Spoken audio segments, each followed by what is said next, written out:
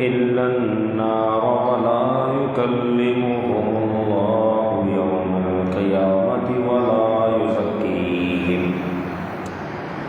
ولهم عذاب أليم صدق الله العلي العظيم وصدق رسوله النبي الكريم الأمين إن الله وملائكته يصلون على النبي يا أيها الذين آمنوا صلوا عليه وسلموا تسليما اللهم صل على سيدنا مولانا محمد وأنزله المقعد المقرب عندك يوم القيامة صلاة وسلاما عليك يا رسول الله مولاي صل وسلم دائما ابدا على حبيبك خير الخلق كلهم اللہ جل جلالہ واتم برہانہ وعظم شانہ حمد و ثنا سرکار فخر کائنات قائد المرسلین خاتم النبیین احمد مصطفیٰ جناب محمد مصطفیٰ صلی اللہ تعالی علیہ وسلم کی بارگاہ میں درود السلام کا نذرانہ پیش کرنے کے بعد اس رب ذوالجلال کی دیوی توفیق سے الحمدللہ درس قرآن کی اس مقدس بابرکت محفل میں ہم جمع ہیں۔ مولا کریم ہم سب کی حاضری کو اپنی بارگاہ میں قبول و منظور فرمائے، قرآن مجید کے نور سے ہم سب کے قلب کو منور فرمائے۔ میرا رب قرآن مجید سورۃ البقرہ آیت نمبر 174 دوسرا پارہ ارشاد فرماتا ہے ان الذین یکتمون ما انزل اللہ، بے شک وہ لوگ جو چھپاتے ہیں جو اللہ نے نازل فرمایا من الکتابی کتاب سے وَيَشْتَرُونَ بِهِ ثَمَنًا قَلِيلًا، اور اس چھپانے کے بدلے تھوڑی سی قیمت لے لیتے ہیں، یعنی تھوڑی سی قیمت کے عوض اسے بیچ دیتے ہیں۔ أُولَٰئِكَ مَا يَأْكُلُونَ فِي بُطُونِهِمْ، یہی وہ لوگ ہیں نہیں وہ کھاتے اپنے پیٹ میں الا النار مگر آگ، ولا یکلمہم اللہ، اور اللہ تعالیٰ ان سے کلام نہیں فرمائے گا، یوم القیامہ قیامت کے دن، ولا یزکیہم، اور انہیں پاک صاف ستھرا بھی نہیں فرمائے گا، ولہم عذاب علیم، اور ان کے لیے دردناک عذاب ہے۔ یہ ان لوگوں کا ذکر ہے جو آپ علیہ السلام کی نعت اوصاف ذکر جو ان کی کتابوں میں تھا اسے چھپاتے تھے۔ اس سے پہلے آیت مبارکہ میں اللہ رب العزت نے جو براہ راست حرام چیزیں ہیں ان چیزوں کا ذکر فرمایا جو براہ راست حرام ہیں۔ اب یہاں سے ان چیزوں کا ذکر فرمایا جا رہا ہے جو بظاہر تو حلال تھی لیکن انسان کے اپنے فعل کی وجہ سے حرام ہو گئی، یا یوں کہیں کہ اوپر ان حرام چیزوں کا ذکر تھا اور یہاں پر ان حرام کاموں کا ذکر ہے جو بظاہر تو حلال تھے لیکن اس کام کی وجہ سے ذریعے سے وہ حرام ہو گئے، حلال تھے اب حرام ہوئے، جیسے کہ رشوت بظاہر جو ہے وہ روپیہ پیسہ حلال تھا لیکن رشوت کے ذریعے حاصل ہوا اب وہ حرام ہو گیا۔ بظاہر ان روپیوں پیسوں میں تو کوئی قباحت نہ تھی لیکن اس کا عمل ذریعہ حرام بن گیا۔ رشوت کتنا گندا فعل ہے، کس قدر بری شے ہے۔ آپ علیہ السلام نے موقع پر ارشاد فرمایا الراشی والمرتشی کلاہما فی النار، اور کما قال النبی صلی اللہ علیہ وسلم، رشوت دینے والا رشوت لینے والا دونوں ہی جہنم کی آگ میں ہیں، دونوں ہی جہنم میں ہیں۔ لینے والا بڑے شوق سے لے رہا ہے، دینے والا سمجھتا ہے نہ دو تو جان نہ چھوٹے، کیونکہ اس کے بغیر وہ کوئی چارہ نہیں۔ بڑا افسوس کے ساتھ یہ بات کہنی پڑ رہی ہے کہ اس وقت ہمارے ملک اسلامی جمہوریہ پاکستان میں جس کے ابتدائی الفاظ اسلام ہیں، اسلامی جمہوریہ پاکستان جس کے ابتدائی الفاظ ہی اسلام ہیں، لیکن یہاں پر شاید ہی کوئی ایسی شے ہو جو بغیر رشوت کے ہو جاتی ہو۔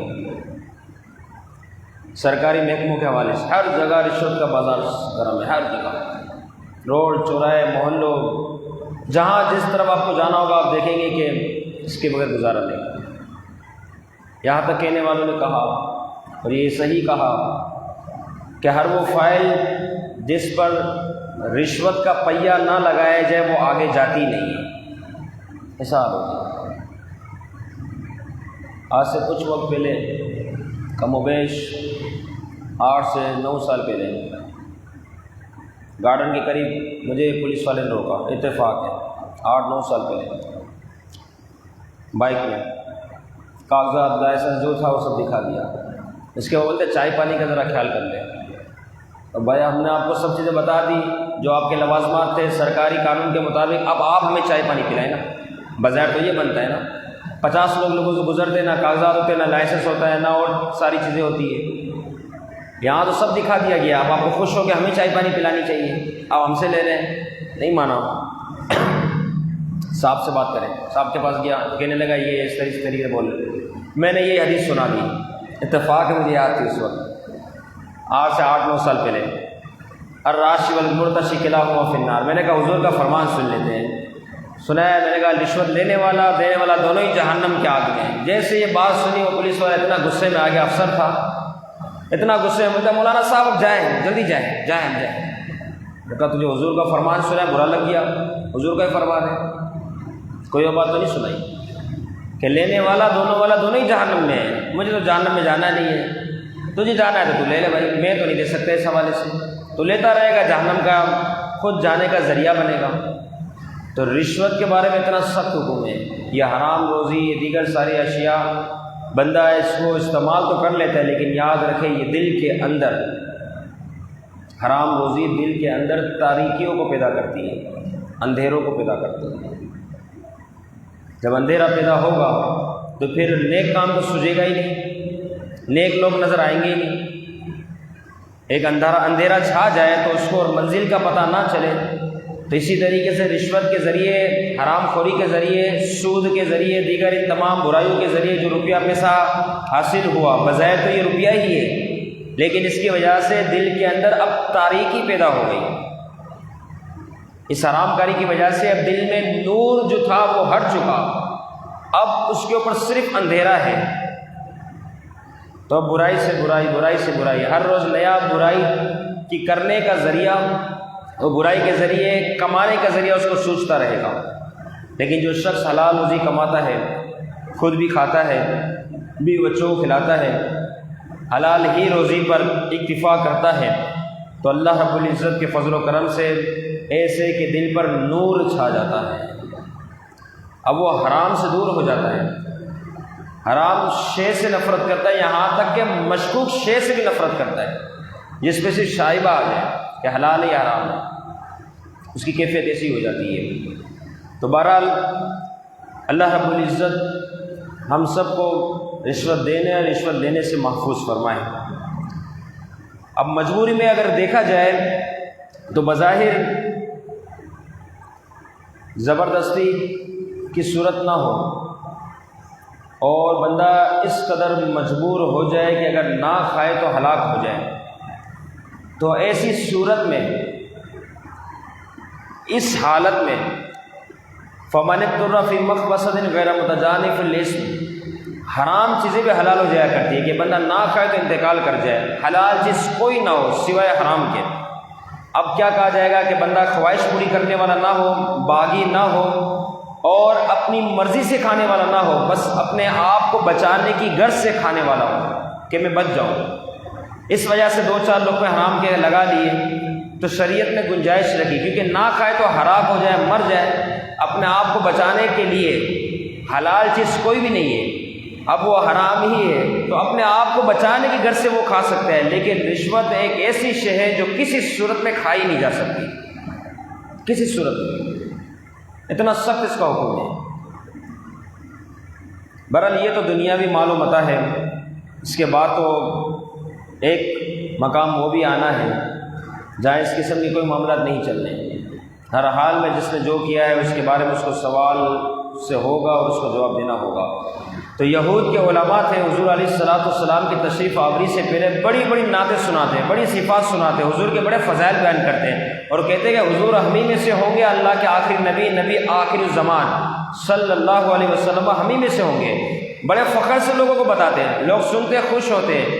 اور ان یہودیوں کی دکانیں آباد تھیں، ان یہودی علماء کی دکانیں چل رہی تھیں، یعنی نذرانہ پیش کیا جاتا، لوگ آتے، لوگ سمجھتے کہ یہ بڑے بزرگ ہستیاں ہیں، انہی کے نسلوں میں، انہی کے قبیلوں میں آخری نبی صلی اللہ علیہ وسلم تشریف فرما ہوں گے۔ لوگوں کو اس طریقے سے بتاتے رہتے۔ پھر کیا ہوا؟ آپ علیہ السلام قبیلہ بنی جو ہے وہ اس میں ان کی چاہت تھی نا، قبیلہ بنی یعقوب میں، بنی اسرائیل جسے کہا جائے، اس میں تشریف فرما ہو، لیکن حضور علیہ السلام قبیلہ اسماعیل علیہ السلام قبیلہ بنو اسماعیل میں تشریف فرما ہوئے۔ جیسے اس قبیلے میں تشریف فرما ہوئے، اب ان کو جب اس بات کا علم ہوا، اب چونکہ ان کی دکانیں ساری بند ہو گئی، جس وجہ سے کماتے تھے، جس وجہ سے ان کی کمائی کا ذریعہ تھا، جس کی وجہ سے ان کا رہن سہن سب سلسلہ چل رہا تھا، سب بند ہو گیا۔ جیسے انہوں نے سوچا نا کہ اب تو ہم خسارے میں رہیں گے، یہ ہمارے لوگ سارے حضور علیہ السلام کی طرف چلے جائیں گے، تو انہوں نے کیا کرا کہ وہ کہنے لگے کہ یہ تو نبی آخری زمان ہے ہی نہیں، علیہ باللہ، بلکہ حضور جو ہے آخری نبی زمان تو وہ ہمارے ہی میں سے تشریف فرما ہوں گے، ہمارے ہی قبیلے میں سے ہوں گے، یہ حضور علیہ السلام کی ذات نہیں جن کی ہم ناز صفات وغیرہ بیان کرتے تھے۔ پھر انہوں نے کیا کیا کہ توریت شریف میں تحریف کر ڈالی، توریت شریف کے احکام کو بدل دی، علیہ باللہ، حضور کی نعت کو چھپانے کے لیے، آپ کے اوصاف کو چھپانے کے لیے۔ حضور جب خود تشریف فرما ہو گئے، جب خود جلوہ گر ہو گئے، تو اس کو چھپانے کے لیے انہوں نے اس طرح گندا عمل کرنا شروع کیا، توریت شریف میں تحریف کر ڈالی۔ میرے رب نے فرمایا ان الذین یکتمون ما انزل اللہ، بے شک وہ جو چھپاتے ہیں اللہ کے اتارے ہوئے کو، جو اللہ نے اتارا اسے وہ چھپاتے ہیں، من الکتاب، کتاب میں، توریت شریف میں اللہ کے حبیب کے جو فضائل بیان ہوئے، کیا یہ لوگ اسے چھپاتے ہیں، اس قسم کی حرکت کرتے ہیں؟ وَيَشْتَرُونَ بِهِ ثَمَنًا قَلِيلًا، اور فرمایا وہ اس کے بدلے تھوڑے دام لے لیتے ہیں۔ اور میں یہ بات یہاں پر یہ بھی کہہ دوں، الذین، جو لفظ ان الذین کے ساتھ الذین، وہ جو چھپاتے ہیں، اس میں سارے ہی آ گئے، اگرچہ حکم اس وقت کے لیے تھا، لیکن اس کا اطلاق قیامت تک آنے والے سب لوگوں کے لیے۔ جو حضور علیہ السلام کے فضائل کو چھپائے گا وہ اسی آیت کے ماتحت ہو جائے گا، جو جس نے حضور کے فضائل کو چھپایا۔ اب میں چھوٹی سی یہ مثال کہ ایسے بھی مسلمان ہیں کلمہ وہ بڑے افسوس کے ساتھ کہنا پڑتا ہے، ایسے ہی مسلمان ہیں، مناظرہ ہو رہا ہے، ایک شخص مناظرے کے لیے آیا، اس نے کہا کہ میں اس چیز پہ مناظرہ کر رہا ہوں کہ حضور کو اللہ رب العزت نے علم غیب عطا فرمایا، وَعَلَّمَكَ مَا لَمْ تَكُنْ تَعْلَمُ، اے پیارے محبوب ہم نے آپ کو ہر وہ چیز عطا فرما دی جو آپ نہیں جانتے تھے۔ دوسرا شخص وہ بھی مسلمان ہے، وہ بھی کلمہ گو ہے، وہ بھی اپنے آپ کو حضور کا امتی کہتا ہے، وہ کہتا ہے میں اس لیے آیا کہ میں حضور علیہ السلام کے علم غیب کی نفی کروں گا، علیہ باللہ۔ ایسے بھی لوگ ہیں جہاں پر حضور علیہ السلام کی شان کو میرے رب نے بلند فرمایا، وَرَفَعْنَا لَكَ ذِكْرَكَ، اے پیارے محبوب ہم نے آپ کی شانوں کو بلند کر دیا۔ یہ حضور کا امتی حضور کی شان کو کم کرنے کے لیے حاضر ہو گیا، اور نام کیا مسلمان، نام کیا امتی، اس قسم کے بھی لوگ ہیں۔ حضور کے فضائل کو تو بیان کیا جائے جس طریقے سے بیان کرنے کا حق دیا گیا، دعوت النصارى فی نبیہم واحکم بما شئت مدن فی وحدکمی، امام سیف الدین بوصیری رحمۃ اللہ علیہ قصیدہ بردہ شریف، دعوت النصارى فی نبیہم واحکم بما شئت مدن فی وحدکمی۔ آپ فرماتے ہیں کہ حضور علیہ السلام کے ایسی تعریف بیان کر کہ حضور علیہ السلام کو خدا نہ کہنا، خدا کا بیٹا نہ کہنا، اس کے علاوہ جتنی تو تعریف کر سکتا ہے پیارے محبوب کی تعریف بیان کرتا جا، یہ حضور کی شان۔ لیکن بات کے لوگ اس قسم کیا ہے، وہ نہیں سنا آپ نے، اور آپ دیکھتے ہیں میلاد شریف کا دن گزرا، کیا بات ہو گئی، کہتے ہیں دلیل کے حوالے سے، کتنی بدنصیبی ہے، کلمہ پڑھنے والا، کلمہ پڑھانے والے کی آمد کی دلیل مانگ رہا ہے، کلمہ پڑھنے والا کلمہ پڑھانے والے کی آنے کی خوشی کی دلیل مانگ رہا ہے۔ کیا دلیل ہے؟ علیہ باللہ، تو اللہ کے بندے کلمہ پڑھتا ہے تو کلمہ جس نے پڑھایا اس کے آنے کی خوشی کی تو دلیل مانگ رہا ہے، اس سے بڑی کوئی خوشی ہو سکتی ہے؟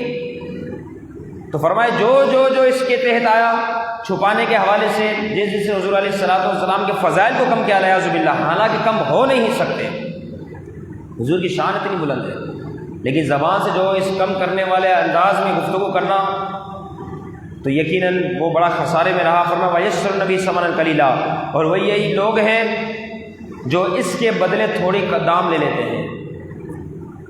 دنیا کا مال و متاع اگر آخرت کمانے کے لیے ہے تو اس سے بڑی کوئی نعمت نہیں ہے۔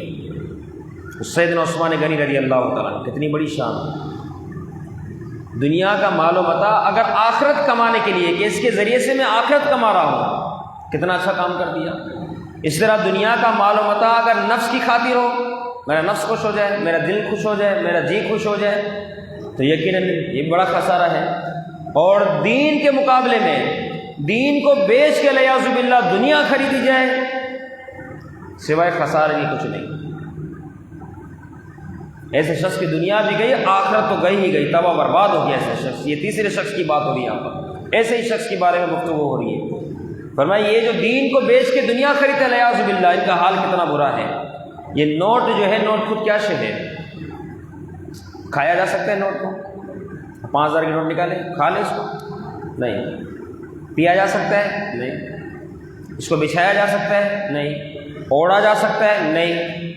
نوٹ بظاہر خود کوئی شے نہیں، یہ تو خود ذریعہ ہے، اس کے ذریعے سے چیزوں کو حاصل کیا جاتا ہے کہ یہ دیا جائے گا، چیزوں کو حاصل کیا جائے گا، بظاہر یہ خود کوئی شے نہیں۔ اسی طرح دنیا ہے، دنیا بظاہر خود کوئی شے نہیں، در حقیقت اس کے عوض آخرت کو خریدا جائے تو یہ کامیابی کا ذریعہ ہے۔ حضور علیہ السلام نے ایک موقع پر ارشاد فرمایا، میرے صحابہ یہ انگلی دیکھتے ہو؟ فرمایا اگر اس کو کوئی سمندر میں داخل کرے اور اس کے بعد اس انگلی کو نکالے، کتنا پانی لگا ہوگا، کتنی تری لگی ہوگی؟ فرمایا جو انگلی میں پانی جو تم دیکھ رہے ہو، جو تمہیں نظر آئے، اور یہ تری جو تمہیں نظر آئے، فرمایا یہ ہے دنیا، اور یہ سارا سمندر فرمایا یہ ہے آخرت۔ آخرت اتنی بڑی شے، کبھی نہ ختم ہونے والی، جنت کی نعمت اتنی اعلیٰ نعمت ہے، دنیا اتنی معمولی شے ہے، اور دنیا کے چکروں میں جو رہا تو وہ ہلاک ہو گیا۔ کسی بزرگ نے بڑی اچھی بات کی اس حوالے سے، فرماتے ہیں دنیا کا پانی، سمندر کا پانی جس طریقے سے کھارا ہے، تو بندہ اگر اس کھارے پانی کو پیے، فرمایا دنیا کی مثال بھی ایسی ہے کہ اس کی پیاس نہیں بجھے گی، اور پیے گا پیاس نہیں بجھے گی، کھارا پانی پیتا جائے گا پیاس نہیں بجھے گی، یہاں تک کہ پی پی کے یہ ہلاک ہو جائے گا۔ فرمایا دنیا کی مثال بھی ایسی ہے کہ دنیا کی رنگینیاں یہ کھارے پانی کی طرح ہے، اس کو استعمال کرتے رہو، ڈوبتے چلے جاؤ گے، ڈوبتے چلے، یہاں تک ایک موقع ایسا آئے گا کہ یہ دنیا تمہیں ہلاک کر دے گی، بندہ ہلاک ہو جائے گا۔ تو دنیا ہی کی ساری رنگینیاں ہے۔ تو بہرحال دنیا کے ذریعے اگر آخرت کمائی جا رہی ہے، اور مومن کا معاملہ ہی ایسا ہے کہ اللہ رب العزت نے سے دنیا میں بھیجا اسی وجہ سے تاکہ رب کو راضی کر کے اس کی نعمتوں کو حاصل کرے گا۔ وما خلقت الجن والانس الا لیعبدون، جنات اور انسان کو پیدا ہی عبادت کے لیے کیا گیا ہے۔ یہ تو اس کا اپنا منشور یہ بن گیا کہ صبح کام کے لیے جانا ہے، رات کو کام سے گھر پہ لوٹنا ہے، بیوی بچوں میں بیٹھنا ہے، کھا پی کے سو جانا ہے، بس دن گزر گیا۔ قطعاً مسلمان کا یہ کام نہیں، جہاں اس کا کام کاج کرنا ہے، صبح کام کے لیے کرنا، تو وہاں پر نمازوں کی پابندی بھی کرنی ہے، ساتھ دین کے لیے بھی کچھ نہ کچھ وقت نکالنا ہے، قرآن مجید اس کو پڑھنا ہے۔ جب تو نے پورا دن بیوی بچوں کے لیے، اپنی ذات کے لیے وقت نکالا، تو رات کو آدھا گھنٹہ قرآن مجید بھی پڑھ لے، رب تعالیٰ کو بھی راضی کر لے۔ مسلمان کی تو یہ شان ہونی چاہیے، لیکن اس سے جو ہٹا صرف دنیا دنیا دنیا، تو یہ تو آنکھ بند ہونے کے ساتھ کچھ آپ کو نہیں ملنا، آنکھ بندی سب یہی رہ گیا، جتنا مال و متا تھا، جتنا بیلنس تھا، سب یہی رہ گیا۔ وہاں تو وہ کام آتا ہے جس کے لیے تم الگ سے وقت نکالتے، کچھ سیکھتے سکھاتے، وہ کام آتا، یہ وقت محفوظ ہو جاتا۔ بہرحال فرمایا اولئک ما یاکلون فی بطونہم، یہی وہ لوگ ہیں جو کھاتے ہیں اپنے پیٹوں میں مگر آگ، یہی لوگ پیٹوں میں آگوں کو ڈال رہے ہیں۔ بظاہر تو انہیں مال و متا نظر آ رہا ہے، بظاہر تو انہیں دنیا کی نعمتیں نظر آ رہی ہیں۔ میرا رب فرماتا ہے جس نے کتاب اللہ میں تحریف کی، اس کی غلط تعویلیں لوگوں کے سامنے بیان کی، اس کے غلط معنی لوگوں کو بتائیں، اصل شے کو چھپا دیا، سلف صالح بزرگان دین صحابہ کرام رضوان اللہ تعالیٰ علیہ مجمعین کا جو مسلک تھا، جو آپ کا طور طریقہ تھا، اس سے ہٹا کر اپنے راہ پہ لوگوں کو چلانا شروع کیا۔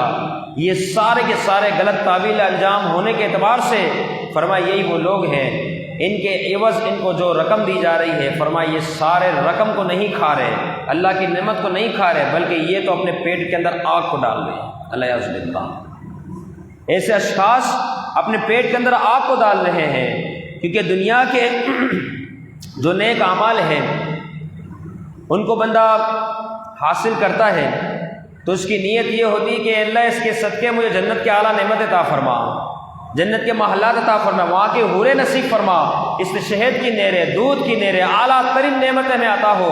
دنیا میں نیک اعمال کرتے ہوئے مومن کی چاہت و خواہش ہی ہوتی کہ اللہ تیری رضا نصیب ہو جائے، لیکن اس کے برعکس جو رشوت سے کام لے، سود خوری سے کام لے، حرام کاری سے کام لے، قرآن مجید و دیگر میں تحریف کر ڈالے، لیاذ باللہ ثم لیاذ باللہ، حضور کے نعت صفات کو چھپاتا پھرے، اس صورت میں جو یہ چیز کھا رہا ہے تو یہ ایسی صورت میں یہ خود در حقیقت جہنم میں جانے کا ذریعہ بن رہا ہے کہ اس کے عوض اسے دوزخ میں ڈالا جائے، اسے آگ میں ڈالا جائے، کیونکہ اس کا کام اس طریقے سے ہوا کہ یہ شخص جہنم کا مستحق ہوا۔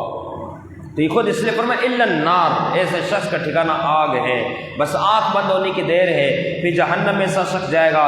فرمایا ولا یکلمہم اللہ، اللہ رب العزت ایسے شخص سے کلام نہیں فرمائے گا، ان سے کوئی گفتگو نہیں ہوگی، حالانکہ اعلیٰ ترین نعمت ہے جنتیوں کے لیے کہ میرا رب ان سے کلام فرمائے گا۔ کتنی بڑی نعمت ہے دیدار الہی، کتنی بڑی نعمت ہے۔ مسلم شریف کے اندر حدیث مبارکہ ہے، پیارے محبوب علیہ السلام نے فرمایا، میرا رب ارشاد فرمائے گا، اے جنتیوں، جنت میں پہنچ گئے، اس کے بعد میرا رب ارشاد فرمائے گا، اے جنتیوں، تم پر اتنا انعام و اکرام کیا گیا، اور انعام و اکرام کرنے کی تم خواہش رکھتے ہو کہ تم پہ اور عنایتیں کی جائے۔ جنتی کہیں گے، اے اللہ، کیا تو نے ہمارا چہرہ سفید نہ کیا؟ کیا تو نے ہمیں جنت عطا نہ فرمائی؟ کیا تو نے ہمیں دوزخ سے نہ بچایا؟ پھر میرا رب، اب دیکھ کسی نعمت دے دی گئی، میرا رب خود فرما رہا ہے اور عنایتیں کی جائے، کیا تم چاہتے ہو اور عنایتیں کی جائے؟ تو اس وقت یہ جواب دے رہے کہ میرا رب جیسے اس کی شان شان ہوگی، اس کے دیدار الہی کا پردہ ہٹایا جائے گا اور جنتی اپنے رب کے دیدار سے مشرف ہوں گے، اپنے رب کو دیکھیں گے۔ پھر پیارے محبوب علیہ السلام فرماتے ہیں دیدار الہی کی نعمت ان کو اتنی پیاری لگے گی، اتنی پیاری لگے گی، اس سے پیاری جنت کی کوئی نعمت نہ ہوگی۔ یہ دیدار الہی ہے، اللہ رب العزت ہم سب کو دیدار نصیب فرمائے۔ تو فرمایا اس طریقے سے ہوگا، ایمان والوں کی شان ہوگی کہ میرا رب انہیں کلام ان سے فرمائے گا، اپنا دیدار بھی انہیں کروائے گا۔ فرمایا کافروں کا یہ حال ہوگا جنہوں نے حضور کے نعت اور صفات کو چھپایا، ولا یکلمہم اللہ، ان سے کلام بھی نہیں ہوگا، وہ دیدار الہی سے محروم ہوں گے یوم القیامت، قیامت کے دن، ولا یزکیہم، اور انہیں صاف ستھرا بھی نہیں کیا جائے گا، انہیں پاک صاف بھی نہیں کیا جائے گا۔ جس طریقے سے آگ کے اندر سونے کو ڈالا جاتا ہے، اس طرح آگ کے اندر کوئلے کو بھی ڈالا جاتا ہے۔ کوئلے کو ڈالا اس لیے گیا کہ وہ اس کا مسکن ہے، وہ اس کی جگہ ہے، وہاں پر ہی رہے گا، اور سونے کو اس لیے ڈالا جاتا ہے کہ وہ صاف ستھرا ہو کے باہر آئے گا۔ وہ مومن کی شان بھی یہی ہے کہ مومن کو اگر جہنم کی آگ کی طرف ڈالا جائے گا تو وہ پاک صاف ستھرا ہو کے دوبارہ اس کا اصل ٹھکانہ جنت ہے، جبکہ کافروں کو جہنم میں ڈالا جائے گا، اس کا اصل ٹھکانہ ہی جہنم ہے، اسی میں اس کو رہنا ہے۔ فرمایا وَلَهُمْ عَذَابٌ عَلِيمٌ، ان کے لیے دردناک عذاب ہے جو اس قسم کے معاملات کر رہے ہیں۔ الیاذ باللہ، اللہ تعالیٰ ہم سب کی حفاظت فرمائے۔ قرآن مجید فرقان حمید کے احکام کے مطابق ہم سب کو عمل کی توفیق عطا فرمائے۔ جو واعظ و نصیحت درس قرآن ہوا مولا کرم اپنی بارگاہ میں قبول فرمائے، غلطی کوتاہی کمی معاف فرمائے، جن احباب نے شرکت کی مناسب کی حاضری قبول فرمائے۔ وما